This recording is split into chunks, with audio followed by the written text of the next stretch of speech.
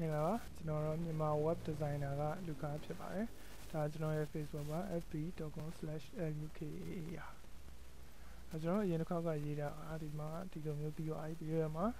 data တွေထည့်ဖို့ပဲကျွန်တော်သူ့ site မှာတော့ဒီလိုမျိုးထည့်ထားတော့เนาะအဲ့တော့ပုံလေးတွေနဲ့ဒီစာကြောင်းလေးပေါ့အဲ့တော့ဒီခါမှာထူးခြားတာသူအဲ့ပုံလေးကိုဒီပုံချင်းထည့်ထားတာမဟုတ်ဘဲနဲ့ပုံတွေအားလုံးပေါင်းပြီးတော့မှဒီလိုမျိုးပေါ့ကိုရှင်းအောင်ဒီမှာဖွင့်လိုက်တဲ့အခါမှာပုံတွေအားလုံးကိုတစ်ဆက်တည်းပေါင်းထားပြီးတော့မှလိုအပ်တဲ့နေရာလေးပဲပြပြီးတော့လိုအပ်တဲ့နေရာလေးပဲသုံးထားတာပေါ့နော်အဲ့တော့အဲ့ဒီလိုနည်းပညာကိုဘာလို့ခေါ်လဲဆိုတော့ CSS Sprite လို့ခေါ်တယ်ဗျ SPRITE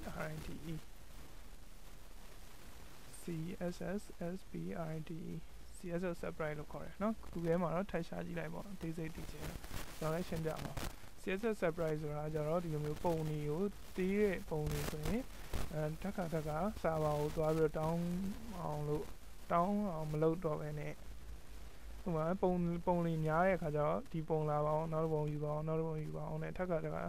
internet စာပါကိုသွားပြီးတော့တောင်းနေရတာပေါ့နော်အဲ့ဒီခါကျတော့ website ကလေးပါတယ်အဲ့တော့ website မြင်အောင်လို့ဆိုပြီးတော့ပုံတွေတီးတဲ့ပုံတွေဆိုရင်ပုံအရှည်လိုက်ဒါမှမဟုတ်ပုံအကြီးတစ်ပုံထဲမှာစုပြုံထည့်ပြီးတော့တစ်ပုံခြေပတ်တစ်ပုံပဲထုတ်လိုက်ပြီးတော့မှအဲ့ဒီပုံကနေမှလိုအပ်တဲ့နေရာလေးပဲပြပြီးတော့ကျွန်တော်တို့ဒီလိုမျိုးတစ်ပုံလေးမသိရင်တော့တစ်ပုံချင်းစီထည့်ထားတဲ့ပုံစံဖြစ်သွားတာပေါ့နော်ဒါအရှည်လိုက်ထည့်တာမဟုတ်ဘူးကျွန်တော် inspect လုပ်ရင်လည်းသူ့ရဲ့ width လေးကသူ့ရဲ့ height လေးကဒီမှာဒီလောက်ပဲရှိ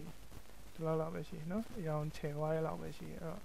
ကျွန်တော်တို့ဒီဘက်မှာမြင်နေရတယ်လို့မျိုးဒီပုံတွေကိုတောက်လျှောက်ဒီလိုထည့်ဟိုဘက်မှာစာရိုက်ထည့်အဲ့လိုလုပ်တာမဟုတ်ဘဲနဲ့ပုံတွေကိုယူသုံးတာတော့ဒီပုံပဲယူသုံးတယ်ဒါပေမဲ့ပြရင်တော့ဒီတကွက်စာလေးပဲပြတယ်နောက်ဆိုလည်းတကွက်စာလေးပဲပြတယ်နော်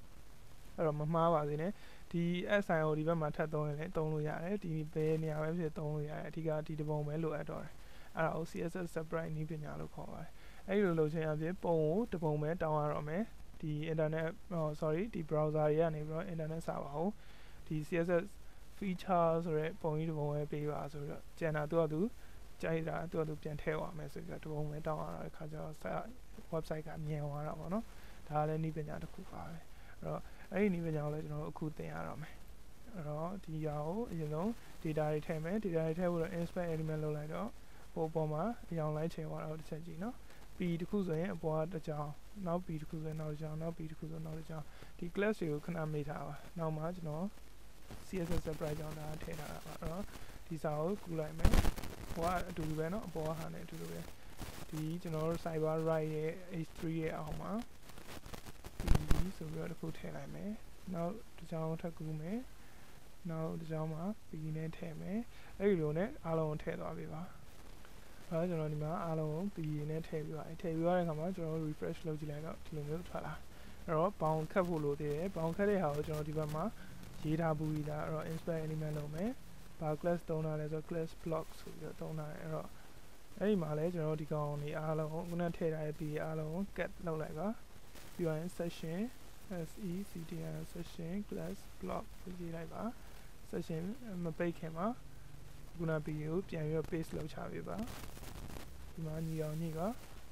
ပြီးရင်ဒီဘက်မှာ section ပြန်ပိတ်ပါပြီးရင်ကျွန်တော် refresh လုပ်ကြည့်လိုက်မယ်ပေါင်လေးနဲ့เนาะဒါတသက်ရဖြစ်သွားပြီနောက်ကြတော့မှဒီရှေ့ကပုံတွေထည့်အောင်မယ်เนาะအခုတော့ဒီအောက်က design ကိုထပ်လုပ်မယ်အဲ့တော့ပြောစရာမလိုလောက်တော့ပါဘူးဘာလို့လဲဆိုတော့ဒီဘက်က box ကဒီက box နဲ့အတူတူပဲเนาะအဲ့တော့အဆင်ပြေမှာပါအဲ့ဒါလေးထည့်လိုက်ပါကျွန်တော်ကတော့ထည့်လုပ်ပြီးသွားပြီဒီမှာpackage include ဒီမှာ choose a web designer ဆိုတဲ့သူစာတိုင်းရပြီပေါ့နော်အဲ့မှာတခုကွာနေတာရှိတာသူကဒီလိုမျိုးလေးဒီဘက်ညာဘက်လေးမှာလည်းအညီတယ်ဒီဟာဆိုလည်းညာဘက်မှာညီတယ်ကျွန်တော်တို့စာတွေကမညီဘူးเนาะဒီမှာလည်းမညီဘူးအဲ့တော့တော်တော်လေးပါဒါကတော့ test align justify ဆိုတာလေးပေးလိုက်ပါတော့ဒီမှာ sorry ဒီသုံးခုလုံးအုပ်ထားတဲ့ DIV ပေါ့ session container မှာကျွန်တော်ဒီမှာ sample ထည့်ကြည့်မယ် dst-align justify ဆိုရင်ကျွန်တော်တို့ဟာလေအားလုံးညီသွားပြီเนาะအဲ့တော့ container ဆိုတဲ့ class မှာပေးရအောင် container လို့ရှာလိုက်တယ်ဒီ container ID မှာပေးရအောင် dst-align justify ဆိုပြီးပေးလိုက်တဲ့အခါမှာဟုတ်ဒီမှာ UI refresh လုပ်လဲ UI နော် တခုကွာနေရဒီ paragraph တစ်ခုနဲ့တစ်ခုကြားမှာ margin တွေပေါ့နော်ဒီက margin တွေထားရတယ်အဲ့ margin တွေကိုကျွန်တော် inspect လုပ်မယ် margin button ကို15 pixel ပေးထားတယ်နော်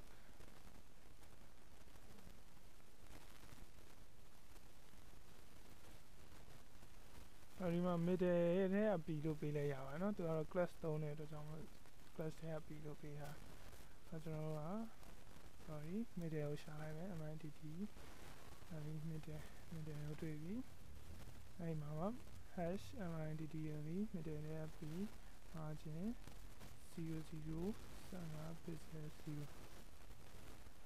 sorry save လုပ်မယ်ဒီမှာ refresh လုပ်အဲ့ဒါကွာသွားပြီပေါ့နော်ဒီမှာတစ်ခုရှိရဒီမှာမကွာသေးဘူးဒီမှာဒီမြင်းလေးတွေနဲ့အပေါ်အောက်လေးနည်းနည်းကွာတော့ HR ပေးထားတာအောင်မသိဘူးနော် HR နဲ့ပေးထားဟုတ်တယ်HR ကိုကျွန်တော် margin middle တွေက HR ပေါ့နော်အဲ့လိုမျိုးပဲခေါ်လိုက်တာပေါ့ hash midd ရဲ့ middle တွေက HR margin အပေါ်အောက်ကိုဆိုတော့အပေါ်အောက်ကိုဆိုတော့ထိပ်ဆုံးမှာရေးမယ်ပညာ0 refresh လုပ်လိုက်နော်ကွာလာပြီပေါ့နော်ဒီမှာဒီကောင်ကိုနည်းနည်းအရောင်ချဲ့မယ် font size ကြည့်မယ်inspect လုပ်မယ်အရောင်ကဒီအရောင် margin ကအောက်ဘက်ကို10 pixel ခွာလိုက် font size က19ပေါ့နော်အဲ့ကောင်ကဘာဖြစ်လဲ middle တွေက h1 ဆိုတော့ဒီ p ရဲ့ပုံမှာရေးမယ် hash midd ရဲ့ middle တွေက h1 font size 19 pixel color ခုနကူတဲ့အရောင်ပြီးသွားရင်ပါတယ်ဆိုတော့ margin 00 10 pixel 0 okay refresh လုပ်လိုက်မယ်ဒါကျွန်တော်ဒီရအောင်နော်သူနဲ့တူသွားပြီဒီ layer တူသွားပြီဒီဘက်ဘေးရဲ့ကျန်နေပါကျန်သေးလဲဆိုပုံနေထဲကိုကျန်နေပုံနေထဲမယ်ဒါ CSS separate ကိုစပြီပေါ့နော်အဲ့တော့ဒီမှာ class တွေပေးထားတာတပုံချင်းစီနေရာမတူတဲ့အတွက်ကြောင့်ကျွန်တော်ပေးထားတာသူ့ရဲ့ background ကိုကျွန်တော်ကြည့်လိုက်မယ် background မှာထည့်ထားတာပေါ့နော်ဒီဟာလေးကသူ့ background ကိုဒီလိုပေးထားတယ်ဒါလေးပိတ်လိုက်ရင်သူ့တပုံပဲပြောင်းသွားအဲ့တော့မသိရင်တော့ကျွန်တော်ဒီဘက်ပုံကိုအတန်းလိုက်အားလုံးစုပုံထည့်ထားပြီးတော့ဒီဘက်ဘေးမှာအဲ့အတန်းလိုက်ကြီးထည့်ထားတယ်လို့ထင်ရတယ်အဲ့လိုမဟုတ်ပါဘူးအခုကသူ့ကိုဖြောက်လိုက်ရင်အားလုံးမပြောင်းဘဲနဲ့သူ့တစ်ခုတည်းပြောင်းနေတာဆိုတော့တစ်ကြောင်းကိုတစ်ခုထည့်ထားတေချာတယ်ပေါ့နော်ဘယ်လိုထည့်ထားလဲကြည့်ရအောင်ဒါပေမဲ့ပုံကတော့ဒီပုံပဲနော် feature ဆိုတဲ့ပုံပဲသုံးထားတာပဲနောက်တစ်ခုကို insert element ဒီနောက်ပုံကို insert element လို့လဲဒီမှာ feature ဆိုတဲ့သုံးထားတာပဲနောက်ဒီ computer လေးကို insert လူလေးကို insert လုပ်လဲ feature ဆိုတော့ပဲသုံးထားတာဒါပေမဲ့သူ့ကိုဖြောက်ရင်သူပဲပြောင်းတယ်အဲ့ဟိုဘယ်လိုလုပ်လဲပေါ့နော်ပြန်ပြီးတော့ဖြတ်ပြီးသုံးတာတော့မဟုတ်ဘူးကျွန်တော်ဒီမှာနှိပ်မယ်ဒီမှာပုံကတော့ URL feature jpg no repeat 00နော်နောက်တစ်ခုကကျတော့0 minus 35နောက်တစ်ခုကကျတော့0 minus 70နောက်တစ်ခုက0 minus 105% ပေါ့နော်အဲ့တော့ဒီအရှိက0ကဘယ်ဘက်ကအကွာအဝေးကိုခေါ်တာပါနောက်ဒီအနောက်က0ကကျတော့အပေါ်ဘက်ကအကွာအဝေးကိုပေါ့အဲ့တော့အပေါ်ဘက်ကအကွာအဝေးကိုကျွန်တော် minus ပြန်ပေးလိုက်တဲ့အခါကျတော့အပေါ်ဘက်ကနေအောက်ကိုမကျဘဲနဲ့အပေါ်ထဲကိုပြန်တက်သွားတာအဲ့တော့ကျွန်တော်ပုံကိုကြည့်အောင်ဒီမှာ insert element ဒီဟာကိုပဲ right click ခေါက်ပြီး open link in new tab နှိပ်လိုက်တဲ့အခါကျတော့ဒါအထိပ်ဆုံးကလာတယ်ပြီးရင်သူ့ကိုအပေါ်နည်းနည်းထပ်တက်လိုက်တယ်ဒီလိုမျိုးပေါ့နော်အဲ့တော့အနှုတ်35လောက်တက်လိုက်အဲ့တော့ဒီကောင်ကသူ့နေရာမှာပေါ်လာတယ်နောက်ဒီကောင်ကို80လောက်တက်လိုက်အဲ့နေရာမှာပေါ်လာတယ်အဲ့တော့အဲ့ဒါ CSS separate ပါပဲနည်းနည်းလုံးကြည့်ရင်တော့နားလည်သွားမှာပေါ့နော်အခုဒီဟာကိုဒီမှာကျွန်တော်ပြမယ်ဒါကိုအပေါ်ကိုထပ်တိုးအဲ့တော့ဒီနေရာကိုကြည့်ပါဒီနေရာနော်ပုံနှစ်ပုံတူသွားပြီအောက်ကို short ခုနပုံပြန်ပေါ်လာထပ် short အောက်ကတပုံပေါ်လာထပ် short ရင်အောက်ကဒူပုံပေါ်လာတယ်နော်အဲ့ဒါဆိုရင်တော်တော်လေးသိတာနေပါပြီနော်ထပ်ရှင်းပြကြရအောင်မလို့တော့ဒီမှာအနှုတ်35ပြန်ထားမယ်sorry 35အဲ့တော့အဲ့ဒီတိုင်းပဲကျွန်တော်ကလည်းဒီပုံကို save လုပ်မယ် control s နေမယ်ကျွန်တော် desktop ပေါ်က web dash designer ကြည့်တယ် image designer feature ဆိုတဲ့အတိုင်းပဲပြင်မယ်ပြီးတော့ပြင်သိမ်းပြီးသွားတဲ့အခါမှာကျွန်တော်ဒီမှာလာထည့်မယ်ပေါ့နော်အဲ့တော့အဲ့ကြောင့်မှာ class ဆိုပြီးတော့ကျွန်တော်ပြင်မယ်သူပေးထားတဲ့အတိုင်းပဲ class feature 01 class feature feature 01နောက်တစ်ခုဆိုရင် class feature 02ဒီမှာကူးမယ်ဒီမှာ paste လုပ်မယ်ဒီကို1ကို2ကြောင်းမယ်အဲ့တော့ကျွန်တော်ဒီမှာ feature 2 3 4 5 6 7 8เนาะအဲ့လိုထည့်ပြရင်ဒါပေမဲ့ကျွန်တော်ရဲ့ပုံကတော့ပေါ်လာအောင်မှမဟုတ်သေးဘူးဘာလို့လဲဆို CSS မရေးရသေးဘူးเนาะ CSS မှာသွားရေးမယ်အဲ့တော့ဒီအောက်ဆုံးမှာပဲကျွန်တော်ရေးကြတာပေါ့ .fea feature 01ဆိုရင် background က sorry PHP GRUND background က images တွေကကျွန်တော်တို့ images တွေက features.jpg URL /images တွေက features.jpg เนาะအဲ့လိုလေးပဲထားလိုက်ပြီးတော့မှကျွန်တော် refresh လုပ်ကြည့်မယ်sorry ကျွန်တော်ကုန်မှားနေတယ် PHP မှာမပါဘူးပေါ့နော်အဲ့တော့ဒါဆိုရင်ဒီ neon line လေးကြောက်လိုက်ဆိုတော့ဒါမှန်သွားပြီ refresh လုပ်လိုက်ပါ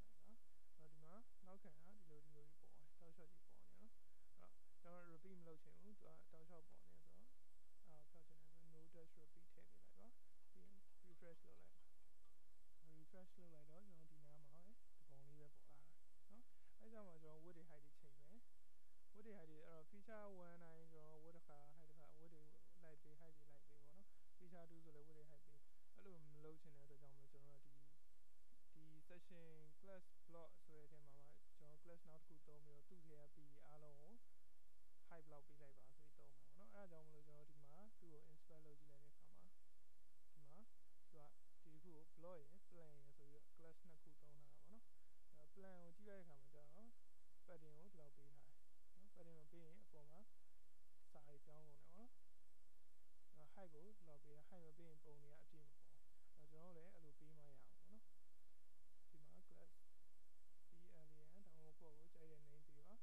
ပေမဲ့ဒီဘက်မှာတော့ CSS ကိုအဲ့ဒီတိုင်းရေးပေးရမယ် .plan plan ရဲ့ p ကိုကျွန်တော်ကDHT tested and inner ကို0ပေးမယ် height ကို29ပေးမယ်ပြီးရင် padding ကိုသူ့ထဲအခုပေးမယ်နော်ကျွန်တော် CSS ကို CSS 3တင်နေရဆိုကျန်တဲ့ဟာဆိုရင်တိတ်ပြီးတော့ဟိုဟာမလုပ်တော့ပေါ့အသေးစိတ်မရှင်းပြတာဒီမှာ refresh လုပ်လိုက်တော့ကျွန်တော်လည်းအဲ့တိုင်းသူ့တိုင်းညီသွားပြီပေါ့နော်ပုံကလည်းတပုံပေါ်လာအဲ့တော့နောက် class feature 02တွေကျွန်တော်ထပ်ရေးမယ်ဒါကိုထပ်ပြီးတော့ copy ပွားလိုက်မယ်ဒီနားလေးမှာ sorry 02ကြောင်းမယ်အဲ့ကြတော့မှ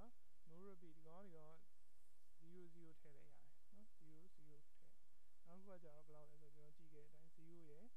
minus 35ရယ်ပြီးရင် save လုပ်ပြီးတော့ဒီဘက်မှာ